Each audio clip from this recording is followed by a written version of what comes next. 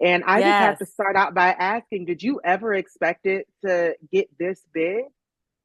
I did not expect for it to get this big, but I hoped that it would because that's the only way that you can get attention from these corporations to make any changes, which I don't even know if they will make changes because of it, but I hope they do.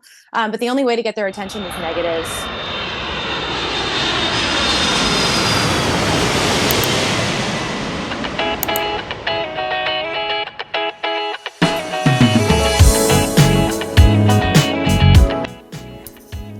Okay, so at the time I'm recording this podcast, it's probably a week has passed where there was this viral resignation that's gone through the ether, and it's by an actual flight attendant. And I'm assuming it was, I want to assume it was American Airlines, but I could be wrong, that she gave the resignation to. It's a very lengthy and long resignation. It's about, I printed it out, it's about a page and a half. So it goes beyond just, hey, I'm giving my 2 weeks, thanks for the time here, and blah, blah, blah. She's basically just sounding off about the airline itself and the industry and its practices and things they just need to do better with their environment, their company morale, what do they call it? Culture. So, of course, I am not going to read this whole thing. I'm just going to go through some of the points of this resignation. And that's what I'm going to do in this podcast. So, yeah. Her name, wow, I can't believe her employee number's here too. Her name is Angela, forgive me, Angela Andekrin, Andreshin. I don't know how to find out the correct pronunciation because I actually have a YouTube clip where she's being interviewed by a flight attendant YouTuber. And I'll be playing some clips from that as well. So they're talking to the actual Angela. And she actually explains like some of what she's written in this resignation. But anyway, she starts it off with, I woke up to my letter of resignation to my airline pretty much going viral this morning. wow, I'm reposting it here so my friends can share this. I hope this goes all the way to the media. It's time for a change. Now, I don't know if she's talking about she woke up to the resignation going viral. Like, did she give them the resignation and they somehow made it public and then it went viral? Or she gave the airline the resignation and then she posted it somewhere. But then now she's saying she posts, I don't know, I'm confused by this. But anyways, it starts off, I always thought I would be a flight attendant until I retired from the workforce, but here I am writing my letter of resignation 9 years later. As of March 1st, I am terminating my employment with this airline. I feel that this will fall on deaf ears, but on the small chance that my voice will be heard, I would like to explain how this happened because things need to change. You need to do better. Now, I'm just going to stop right here. Like, wow. I don't know. When I'm ready to get my retirement letter, I don't know. I mean, I got a lot of things to say. But I don't know if I'm going to waste my time and energy putting out something like this. But hey, it needed to be done. Alright, so I'm going to continue on. So it says, right now, this company still has a lot of senior flight attendants who will stay until the bitter end. My generation will not, and we are seeing that already. This job appeals to a really idealistic group of people who want to travel and think that this job is a great way to be able to do that. I was a 24-year-old bartender with a sense of adventure and half an English literature degree when I applied to the airline. So she goes on about, I'm just going to paraphrase some of this. She goes on about how that's got to be American, because she says something about, she goes on 7.5 weeks of unpaid training. Whoa. So almost 2 months of unpaid training. Wow. Now, I will tell you, when I went through my this regional care that I work for, we did have some paid training. That was a lot of money? No. But it's enough money to carry you through for, like, you get your meals and stuff like that. You ain't gonna be paying no bills necessarily, but it is paid training. So I will say that. But yeah, so she says that the almost 8 weeks of unpaid training should have been a red flag. Way to get their attention is negative Unfortunately. media, negative posts that go Unfortunately. viral, things like that. So I also just want to begin by saying that I wrote this letter for everybody who's still in the industry, everybody who I'm leaving behind, all of my friends who are there. And this is industry wide. It's not just at my airline. I don't have a dog in this fight anymore. So, putting this out there was not for me. It's for them. And I just want them to know, I wanted to be a voice now that I can use my voice without being afraid of getting fired for speaking out. I didn't want to just tuck my tail between my legs and walk away without trying to make a change. She goes on to say that they went to the Charm Farm after leaving for their jobs, leaving apartments, their lives. And of course, when you go to training, you got to get all the way through training plus IOE. And that's just IOE, for most of you that don't know, it's called initial operating experience. So you go through your ground school and all that training, all the book stuff, all the evacuation drills and all that kind of stuff. And then you graduate, but you must complete the IOE, the initial operating experience, which you're actually on the aircraft with a working crew that are already experienced, and you go through that actual day and work as a flight attendant, and then you get signed off from there. You got to make it through there too. So, anywho, where was I? Yeah, so there's no guarantee. You got to make it through the ground school first, and then you got to make it through IOE. So I guess she was saying in this resignation too that in training they were told about like the fantasy part of the job, and that they're going to be having these fancy overnights with palm trees and in the islands and maybe Paris and all that kind of stuff. And what she says that later in her career, what it would really get down to is what was accept. This is what she put in quotations. Accept unacceptable things and just deal with it, unquote. Okay. So she talks about, they were off 2 months of unpaid training. They were thrown on reserve after being assigned to like expensive cities. Yeah. So yeah. Awesome. And obviously, after 9 years in the industry, it was probably a very tough decision to finally just walk away. And so I'm just curious, what was that point where you knew that this was it?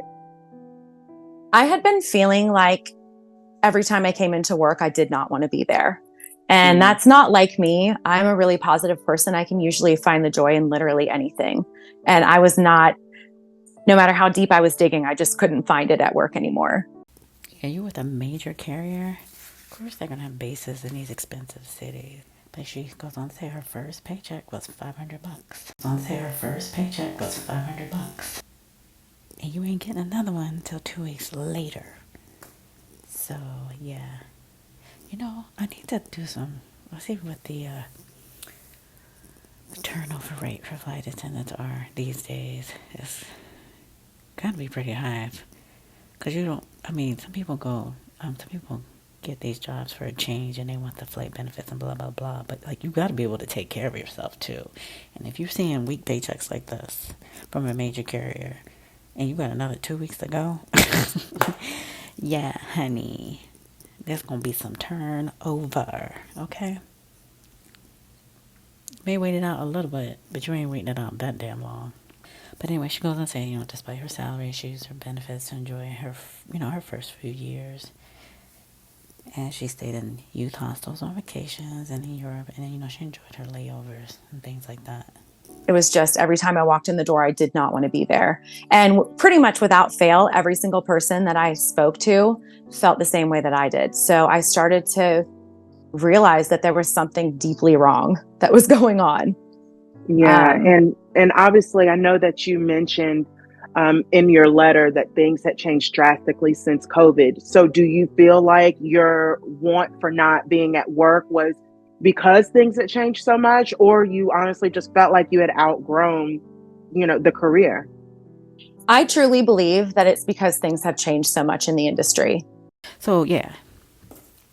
Now she talks about, don't mind me flipping this printed copy of a Resignation over. You're just going to hear that sound in the background. But yeah, when she talks about these, expensive cities for these bases. Now, depending on what airline she's talking about, if let's say she is resigning from American, there's Philly, there's New York, LaGuardia. I don't know if they take on JFK as well. They may. That's New York City right there. Philly. You got Dallas, Chicago, Los Angeles.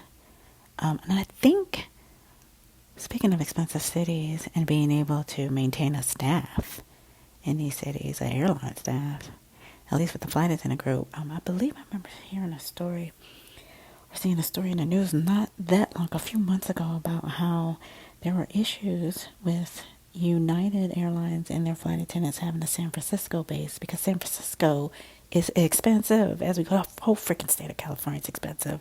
And that's how people are like, screw you, Cali, I'm out. I cannot afford to live here. Going to Idaho, going to Austin, and some people are moving to Tennessee, whatever, because the cost of living is outrageous. There's a big homeless problem out there. It's just, or what it seems to be from the news media, chaos. So if that's true, yeah, you can't be expected. I mean, I have a friend that works for United, and I don't know how the hell she lives out there. She's based in San Francisco, but she actually lives in Sacramento.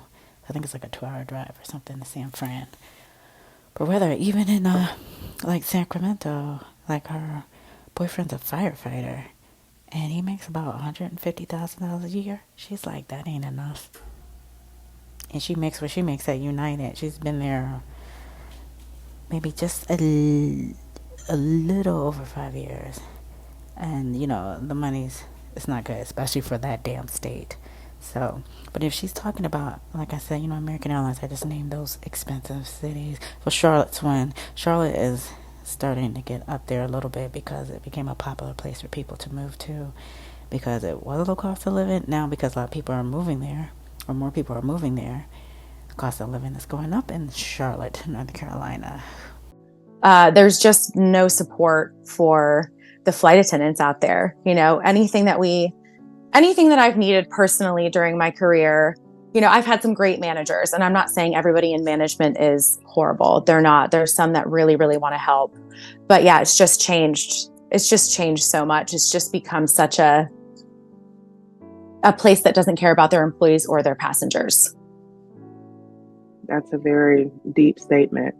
Yeah, well, you feel it from the passengers because one of the things about this job is that you are interacting with so many people. If you're working multiple legs a day, you could interact with up to 1,000 people a day. And you're interacting with people who are in the most stressful moments of their, of their week, of their month, whatever, because airports are stressful from the time that you walk into the door.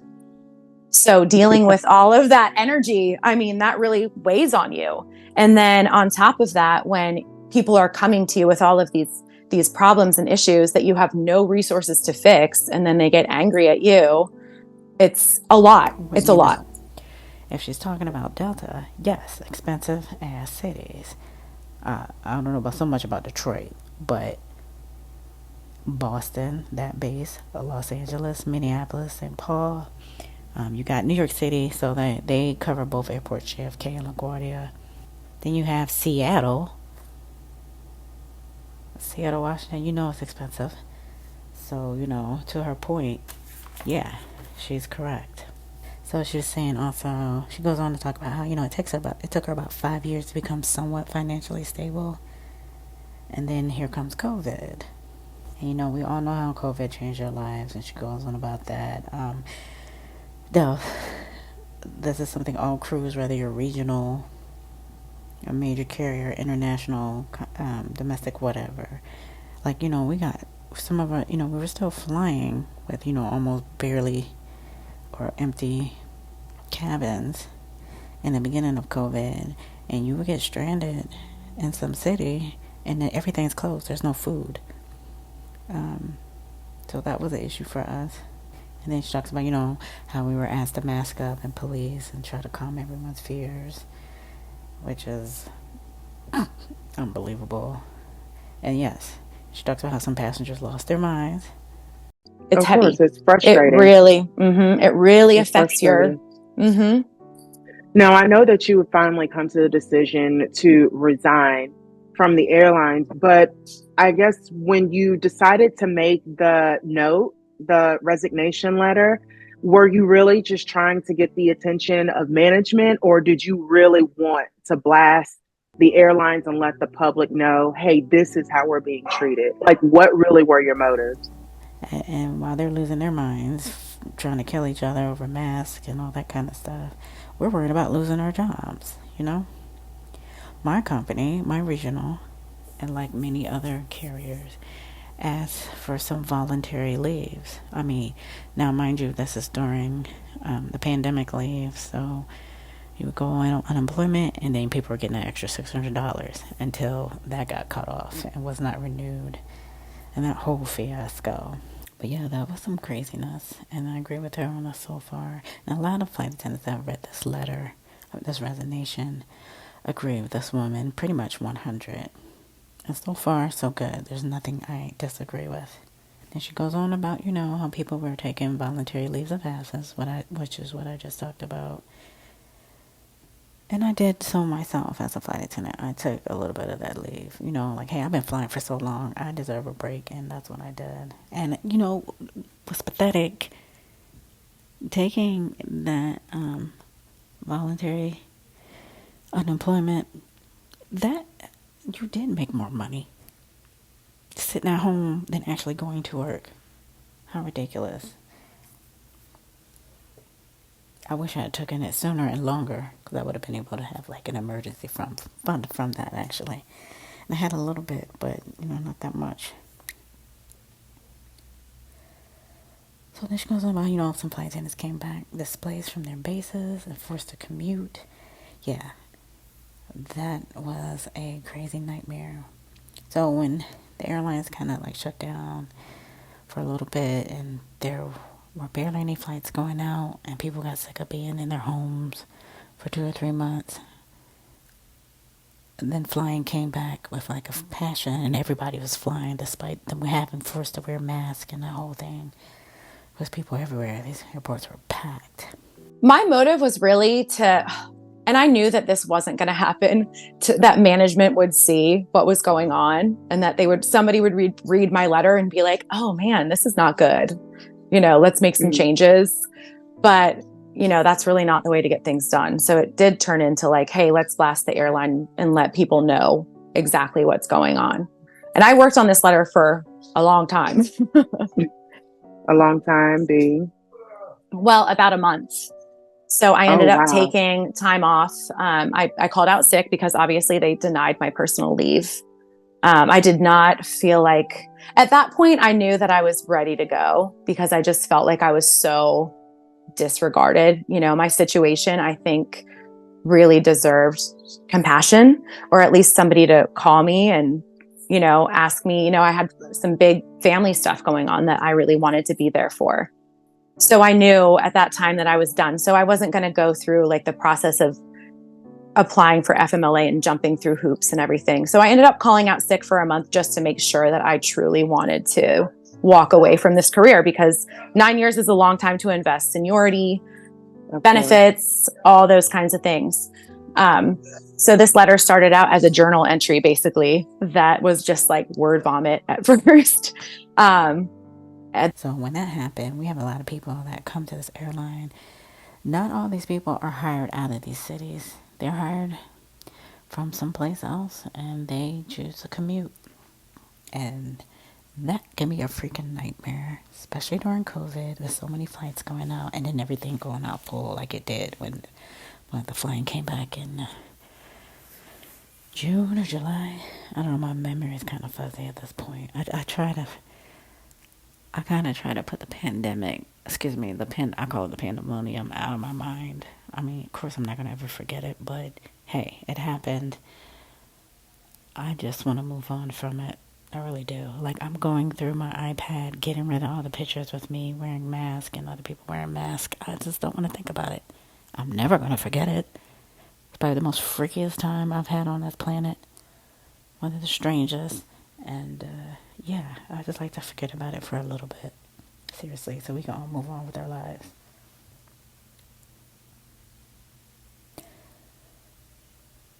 Okay, so, sorry about that rant there, but yeah, that's how I feel about it. And she talks about how some people were displaced from their bases. Like I said, she's talking about forced to commute. Like, they didn't commute before. Now they have to commute on standby flights that were completely full. Now, I heard, so this can't be Delta. This can't possibly be Delta. Just because I had heard that Delta, since they were having trouble getting their employees to work with this whole commuting thing and flights being full, they made an agreement with their employees to have them, if they commuted, they could get to work space positive. So they would have a seat. They wouldn't have to non-rev. And that way their flights were covered. That's what Delta did for the employees, is what I hear or what I have heard. AA, not so much. And that's just from me hearing other American Airlines employees talk about how comparing American to Delta and what Delta was doing and what AA was not doing. So, and she goes on about, delays, sick time in regular operations, time generally spent at work while being unpaid had increased exponentially. And she says she spent like about 5 hours on a plane more than one time and not being paid. She goes on talking about her record was pretty much spotless for about 9 years. And of course, she tried to be the best flight attendant. Hell, babies. Her moms were traveling alone. I'm telling you right now, I try not to hold people's children, especially like during the flight, because turbulence can happen at any time, and I don't want to be responsible for someone's baby getting hurt. I'll try to help you and assist you, but I really try not to hold babies. That's just my personal thing. But yeah, she goes on about how trying to be a good flight attendant, helping people out and things like that.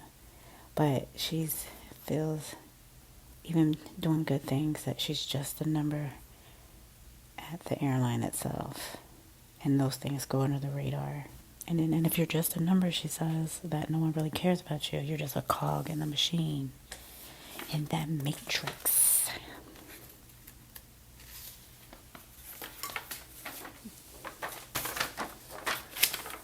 So,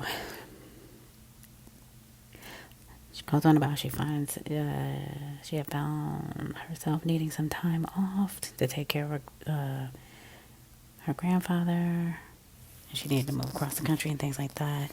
Well, ultimately, she basically says that she put in for a leave of absence, a personal leave of absence, and it was denied, like, immediately. Like, she put in for 5 p.m. I'm just making this part out. She put it in for the day before, and it was immediately denied the very next day. But, she goes on about how, there was another flight attendant she knows that wanted some time off to be on a TV show. And they got that granted. But she's dealing with heavy life stuff. Like, caring for a parent or a grandparent that needs hospice care. And they're like, no, denied. So I'm going to read to you what she says in the final thought. Because she says, just before this, that out of respect for her family and of other flight attendants, that she... in her original post, that she added out a lot of the stuff so she wouldn't, put people's names and things out there. Oh, before I even get to this part, she says that what I want people to know is that there is a high suicide rate in this industry. meaning the airline industry, and that it still does not seem to make the company take the mental health of their employees seriously, even when some terrible things have happened right under their noses. So she goes, I will end this with a final thought. Good luck finding people who will work for scraps and care for such a large number of unhappy customers every day. You treat them just as badly as you treat your overworked and underpaid employees, and then leave us all to clean up your mess. You don't give us the resources to fix. I am one of the many who are done being part of the machine. I know that no one will care, but you are losing a really good employee, and I know of many more who will be following me. I deserve better. We deserve better. Then, Angela and her employee number.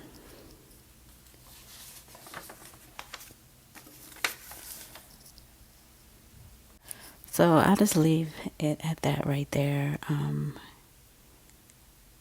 Since I assume most of my 11 listeners are part of the airline public, the average Jane or Joe or Jimmy. And just give you an idea of the life that it's like. Because people know, you see us passing Cokes around and drinks, but it's way more to that, and we deal with so much craziness that you have no idea. But, it doesn't take much to be kind. When you fly to the flight attendant, the gate agent, the ground personnel, the ramp, other passengers, patience is key. It could be worse. We could still be in that pandemonium. And it's over. Kinda. Sorta. So far.